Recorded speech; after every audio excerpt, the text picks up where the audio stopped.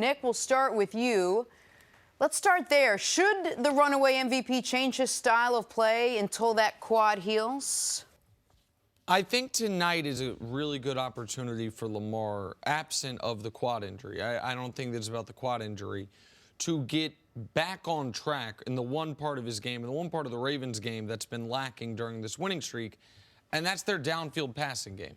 And if you're limited in that regard because he has the leg injury and he's not as much of a running threat, then so be it. You're up against a very limited opponent, an opponent that might be without some of its best players, a team that doesn't have that many high-quality players to begin with.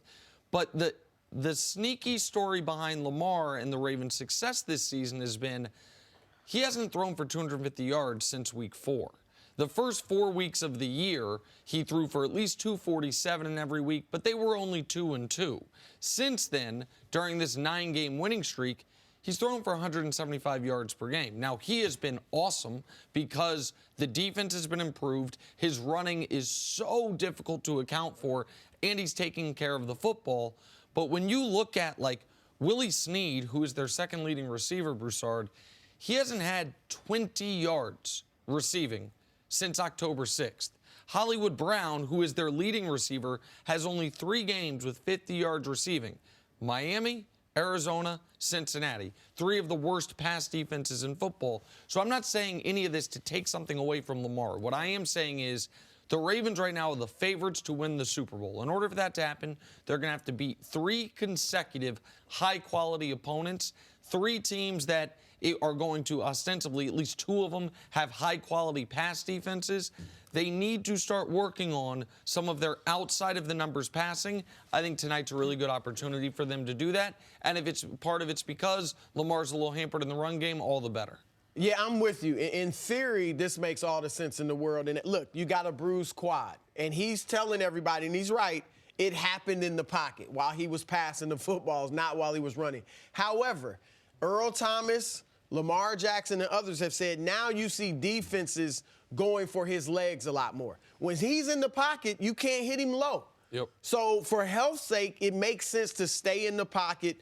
Once you start running the ball, as you know, you are a running back, and teams, in addition to trying to stop you, they will be going for your legs because teams want to slow you down for that game and then even maybe for the future. So I think from a health standpoint, it makes sense to change things up. And then what you said is right. They do have to work on their outside passing game, him getting receivers involved. The Jets also are a good team defensively against the rush. Yep. They're one of the best in the league. They're mediocre, really bottom half against the pass. So this is a game you figure you could win even if you're not at your best. So why not work on these things? So theoretically, I'm with you. In reality, I think they're going to play the way they play. I think Lamar will. He's downplaying the injury. He says, I'm 100%. John Harbaugh says it's not a serious injury. And you mentioned what you said is really important. When he was throwing for more yards, they weren't winning as much. They weren't this dominant team. It's because of the run. And so I just think John Harbaugh and Lamar, they both seem, I don't want to say stubborn in a negative way, but they want to do things their way. So I think they're going to just go out there and play their football game because they also need to win. They need to make sure they win so they can wins and continue they lock to up be the number 1 seed. This is also a good chance to see where their defense is. We know they're a good defense. I like this matchup. I mean, Lamar was on the board when the Jets were like, let's take Sam Darnold. He's our future. 29 picks later, they went with Lamar. And a couple weeks ago, we heard Sam Darnold say, you know, I'm seeing ghosts against that Patriot. It was a Patriots defense, yes. I think. What do you think he's going to say with this Baltimore Ravens defense? Since the Ravens added Marcus Peters, they have been arguably and statistically the best pass defense in football. They've surpassed what New England was doing just in this stretch of time. And this Ravens defense got the secondary got healthy, pardon me. And they also added a true elite-level playmaker in Peters. People forget, I don't think people watched Marcus Peters as much in Kansas City as I did when the Chiefs took him. Coach Mangini said he was one of the highest-rated players he had evaluated as far as skill set standpoint, and he came to Kansas City and he was an absolute ball hawk. There were some personality issues. There were some issues with ownership about maybe some of Marcus's stances. They ship him out to the Rams, and with Los Angeles, really the most notable moment from him was getting beat last year against New Orleans and looking around when Michael Thomas is streaking for a touchdown, the play where Michael Thomas, if you remember, pulled out the cell phone right after, and it was really controversial. The moment he got to Baltimore, he got back to being the Marcus Peters from Kansas City. That Ravens defense, now with Earl Thomas having almost a full season under his belt, is reminding people he is still one of, if not the elite safety in football. And then you have Humphreys, and you have Smith, and you have Brandon, the ageless Brandon Carr. So, yeah, this is a tough putt for Sam Darnold. It's one of the reasons why I think offensively, Chris, the Ravens can experiment a bit.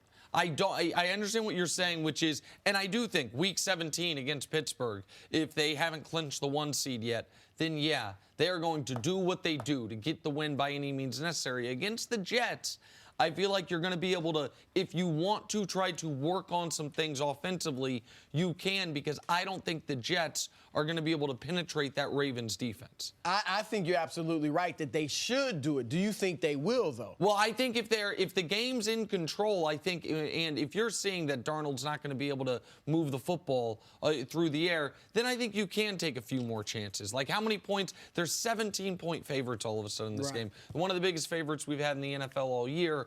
I just think they can be a little more liberal with what they do offensively. Yeah, and I think your point about Peters is great. Obviously, he wasn't doing that in L.A. I think Earl Thomas has probably had a great effect on him. Yep. You know, Thomas is a guy that a lot of players around the league like. I love his attitude, what he brings. Obviously, he's a champion.